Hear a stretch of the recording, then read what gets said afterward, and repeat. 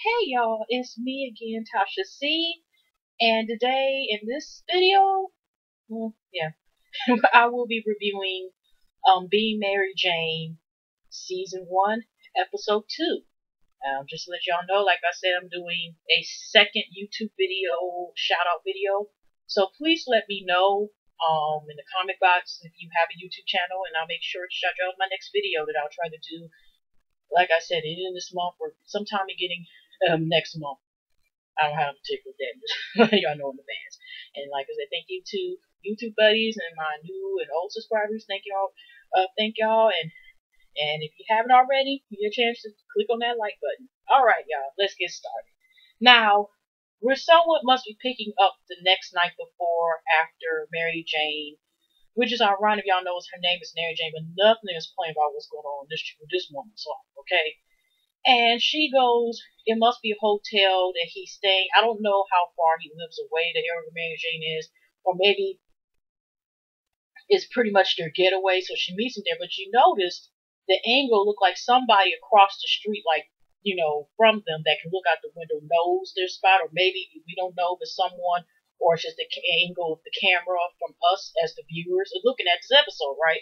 So she goes to see him, and, well, like I said, she keeps giving in to whatever. Even though she says this is not right, she's already slept with him again after knowing that he is married. So you still are giving in and saying this is not right, but obviously you don't mind being wrong because you continue to mess with this man. And he actually does, like, indirectly tells her, he ends up doing an indirect proposal. That really, he has the ring, but he really, there was so much going through Mary's head about, once he had the ring. It's like, of course she wanted to get married, but she felt kind of offended at the same time. She trying to let know right before the ring came out, if we just screwed the gym, leave it as that. And he, already said he really just wanted to tell him stuff like that. And then the ring, I mean, you gotta admit that was a nice ring, but she ends up, like I said, talking. She doesn't do anything with him, but she cries and stuff, and she was just, at the end, she was just like, you always make me cry. So she storms out of there, whatever, and it kind of goes to, the next scene. Now, one of the scenes, Mary goes to, as she's going on her way, she's waiting for her niece. Excuse me, I'll try to call. She's waiting for her niece to come out, who's pregnant with a second child, which, like I said, her oldest brother, who I never talked about this because this really is doing the pilots last time we actually seen in the pilot slash movie. And she's going, like I said, she's on the second child. I think she has an older sister who also has children, but we haven't seen her, or they haven't showed her yet. Or we don't know if we'll ever see her. But, she's on her way of taking her, to get, her doctor getting ready for the, for the baby, probably getting a sonogram or something. And she ends up, when talking to her dad. He has his car, his dream car. It was one of his dream cars, he finds out. And, they have a dinner date as usual, her and her dad, they go out to dinner. And they, she's asking her dad about, has mom, like once has still, if he's ever get her chance to, they can ride, take rides. He used to ask her, like, they used to go to rides in the dream car. He's like, she ain't gonna fall for that. And so it turns out the niece comes out and claims that she texted Mary Jane, unless she did on the way when Mary Jane was coming over there. And of course, there are some people who, not everybody's paying attention on their phone, especially some text messages during driving. But she claims she texted her and claims that the guy, like, she has this imaginary, like the dude, she keeps trying to make it more than what it is. And, the father of the child. And she's like, oh, Dante, whatever his name I think it was, is coming. And Mary Jane was like, what, you could have told me and stuff like that, instead of me wasting my gas coming over here and wasting my time. And she ended up pulling off, and even the daddy, Mary Jane's brother was, her father was like, why you couldn't just tell her that, you changed your mind about her taking you? You could have called. And she just not nonviolent stuff like that. So, you're going back to the job, fast food. But, when you see Mary Jane before she had left for work, now, I noticed that she was eating and doing a lot of her stuff when she was brushing her teeth. She was eating food and stuff like that. Now, I haven't seen in the movie or even the last episode originally that she was exercising in the house like that. Now, it could be, this is just me, but it could be the reason why she's also doing that is because she is trying to avoid going to the gym because the last mess that she made there, no pun intended. So I don't know how many gyms around there, maybe that's her favorite gym, but that's probably maybe the reason why she's sitting here and she's doing exercises at home instead of going to the gym. And so, when they fast, you got them. They're at you got her. She's at the job, and her friend, I think her name's Carolyn or Kaylin. I think is the perfect return. I found out. Like I said, I found out Bonnie Boo, Ashley Miller, and Mr. Still Standing. They are doing Mary J. Jane, and the Ghetto View, especially her with THJ. She's not doing like a full review of the show, but she kind of adds it. But definitely check her channel out. She does talk about it, I think, in her Ghetto Views. It's about topics and everything. But I just shout out the Ghetto View, especially as well, one of my YouTube buddies. So, so what we're saying is about the producer, who's her friend also. She was mad because, like I said, she's worried about, she didn't find out from Carolyn that she was taking the job as far as being the producer of her friend's Mark show, who still doesn't want anybody to know that besides Mary, as far that he is, he's married, but he's gay. So she is mad about her, and she's just like, you thinking I'm gonna paraphrase and make this scene shorter than what it is. She's letting her know, like, you could have told me, and that could be messing with my money. But, Karen's trying to explain, like, I would have told you, but, it was out of my control and stuff like that. I'm still going to be on your show, but, Mary feels a little offended, and stuff like that. And, before there was some other work, it's all of these women who worked in the media or something like that have been cool with each other. They're having, like, this get-together, actually, it's at Mary's house, I think. I think that's where they had it at, is Mary's house. And she was telling her, a woman named Jamiko, that when they fired Mary Jane from her last job, she ends up at the new position, is the new anchor or whatever, I don't know, CN or whatever she was at. She's the one that, replaced Mary Jane. So, Mary Jane's like, okay, whatever, we can be cool. I mean, she took my job and stuff. I rose back, we'll go past that. But I don't know if it was actually any beef, which I think it was just mad about because she got replaced, but I don't think it was any beef between her and Tamiko. And so it'll be interesting about finding about this particular lady that she was speaking to at the time. Okay. So we got one scene after it was around. I've got to jump. It was, I think, the same day. Mary Jane was talking about immigration rules and all stuff like that, and that's the same thing that Karen was trying to tell about how great again. And I forgot to mention, as usual, because I don't take notes, that Karen was also mentioned about the couple in the first episode did survive. That was to get, because Mary Jane already looked like she wanted to knock her in the head when she seen her, and especially hearing about this money thing. And then on top of that, she was saying about, they loved the segment about the immigration controversy or whatever it was. So you end up seeing that flash forward. Like I said, you see the niece.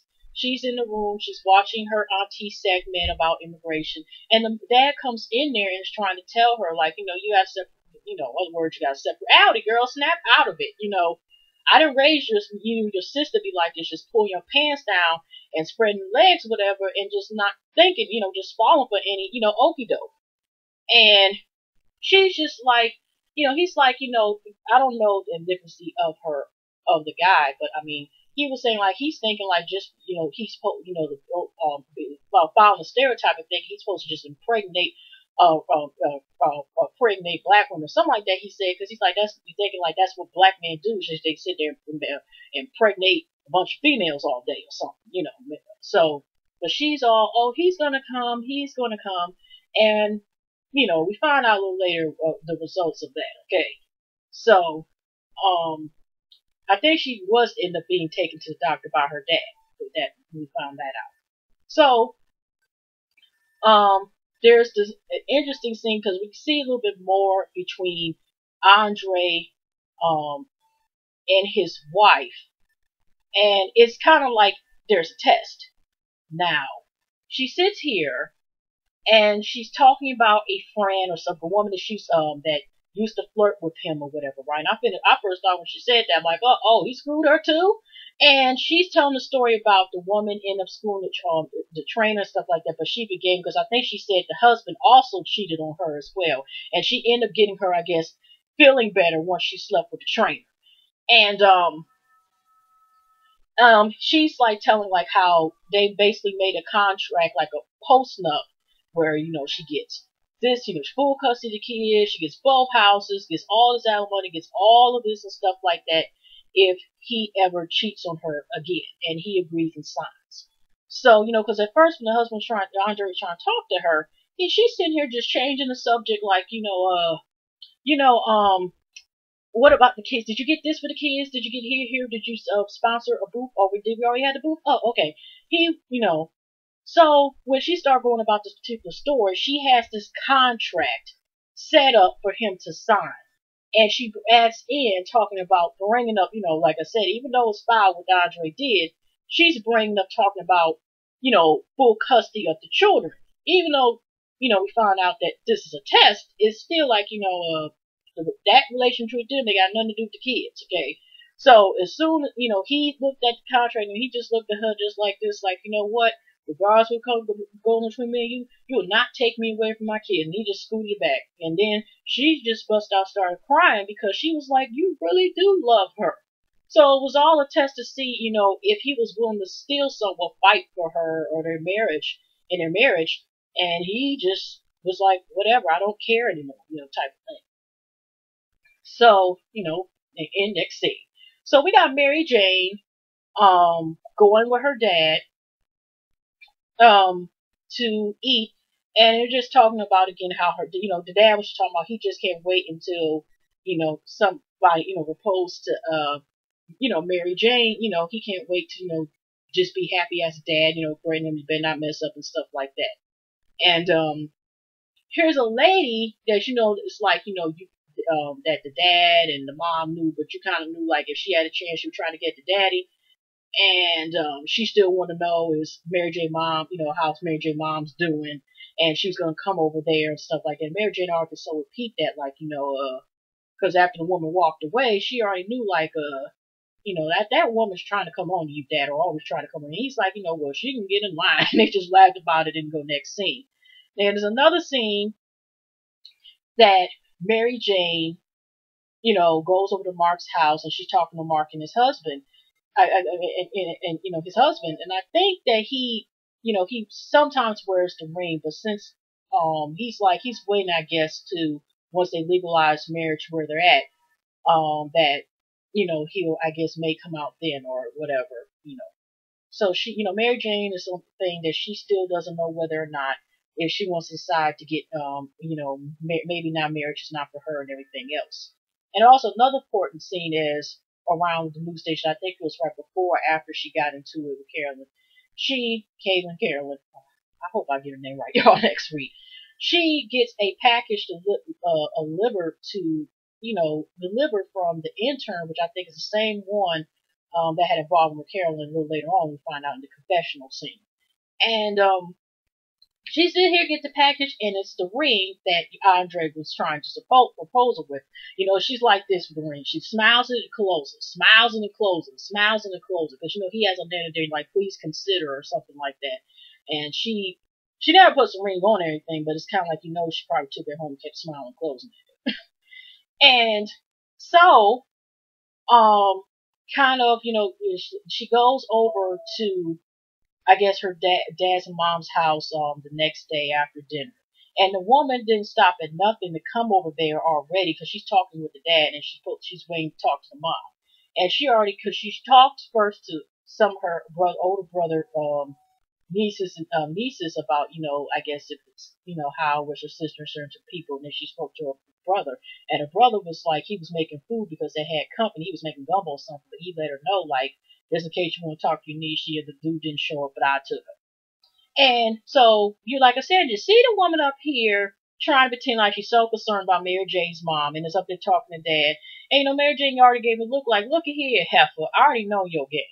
Take you and your darn hoism out this darn house. If you try something, I have no problems. Okay, because that's kind of how she looks. I think she was talking to him like, "Oh, Dad, aren't you supposed to be golfing? What are you doing?" or something like that. And then, you could tell the woman, was kind of looking like, I'm not gonna say scared, but she kind of figured like, okay, her whole car might be pulled type of look, but she still was trying to be calm about what she was trying to accomplish or get closer to Dad.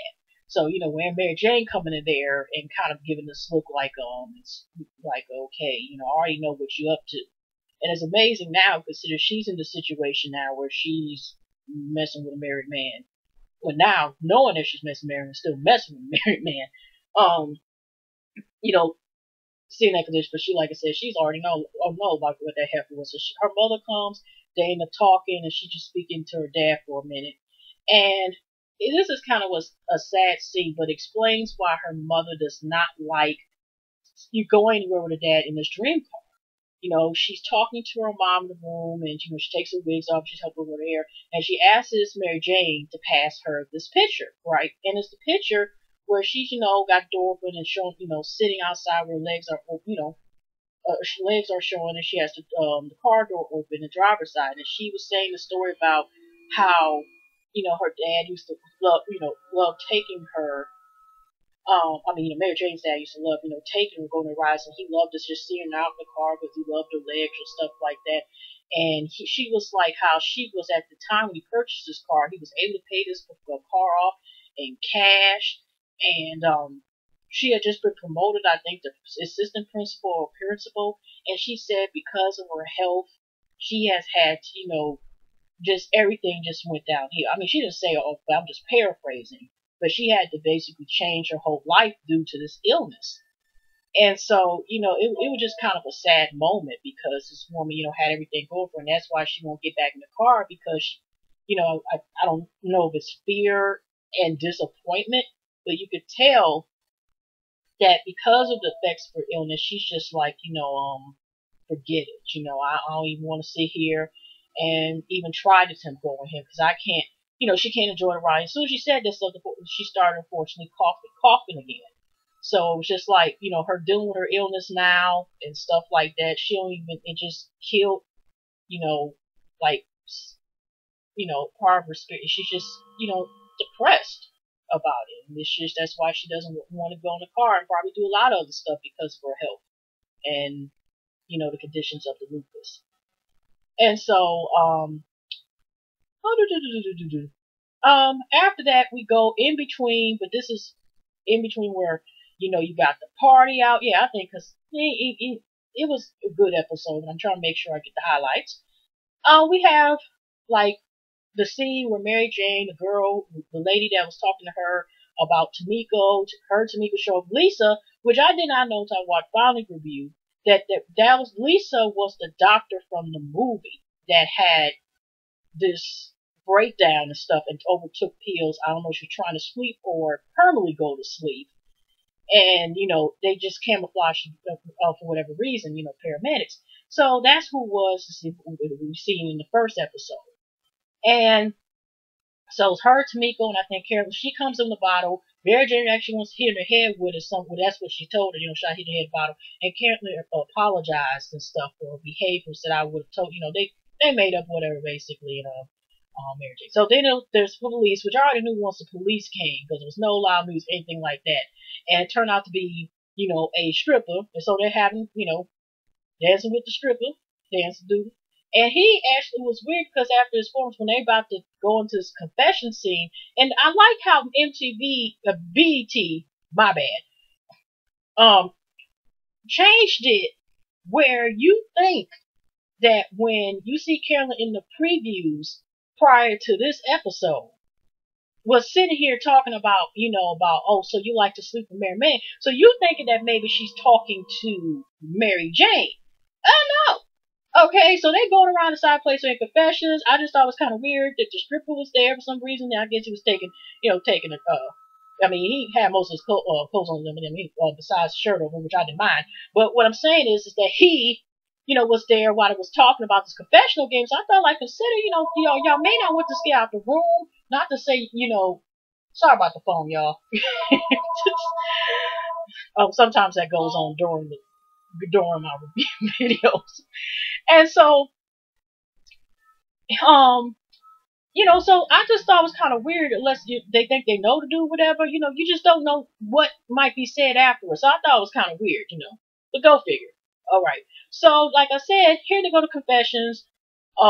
We got Tomiko, who admitted, I mean, she wasn't the first person to go around. But Tomiko, turns out she had this lovely ring. She's engaged. Besides being promoted on the job that I guess got taken from Mary Jane.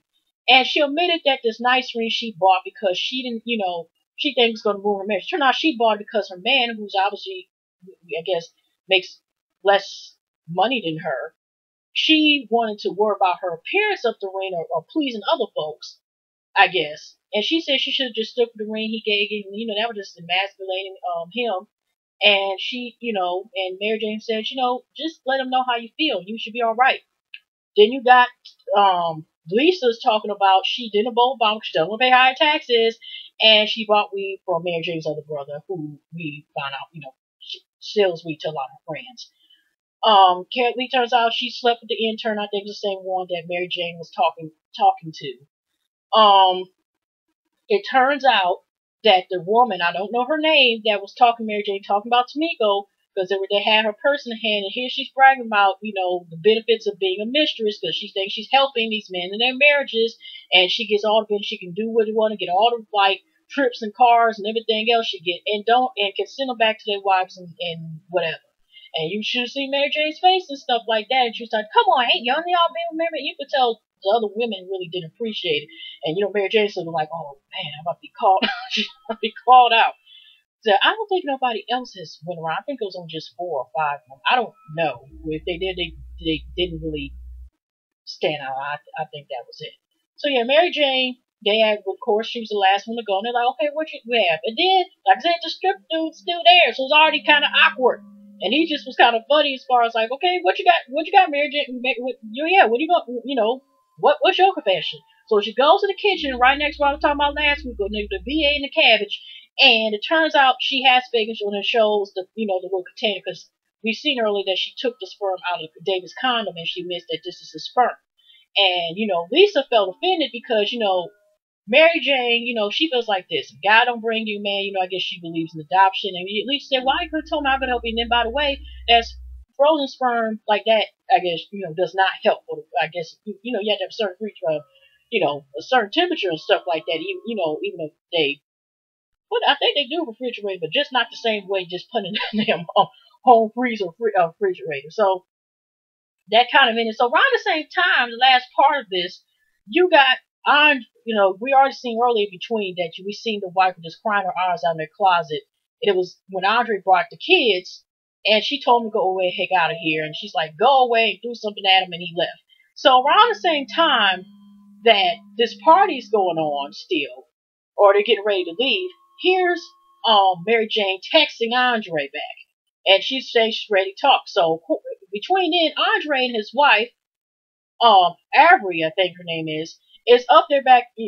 I think I said it right. Did I bring this episode? Okay. Anyways, so they're up there arguing back and forth, and then she just felt like this, like, you can leave and go to your whore, but who in the heck is gonna want me? I have 2 kids and I have stretch marks. She shows those stretch marks. You used to think I'm sexy, blah blah blah, and this and that. And of course, we get back and forth with each other, like, okay, this should have been sadly, this should have been taken care of before he had to cheat, and they should have seen a therapist and everything else. Okay, so she's sitting here. And here's the part. He was, of course, talking about the thing that they don't have enough sex or whatever. And he would, like, occasionally, head in the morning time. And she's like this, like, I don't want to penis my mouth in the morning. And he's, of course, trying to suggest her, like, there's nothing wrong with having Folgers in your cup and occasionally having slung in your mouth. What is wrong with that? Okay, so it's one of those type of conversations. So, she's texting, like I said, Mary Jane's text, I think a couple times he had texted her back, and they just doing question marks. And like I said, him and his wife basically go back and forth, back and forth, back and forth, and to the point that they end up fighting, but they end up fucking at the end, pretty much. And Mary Jane, like I say, was looking at her phone the next day to see if he responded back because she remembered the last thing is like she said she wanted to talk and there's a question mark and it was something else and she thought he was going to respond, but like I said, he ends up, his wife smiled at least for a second.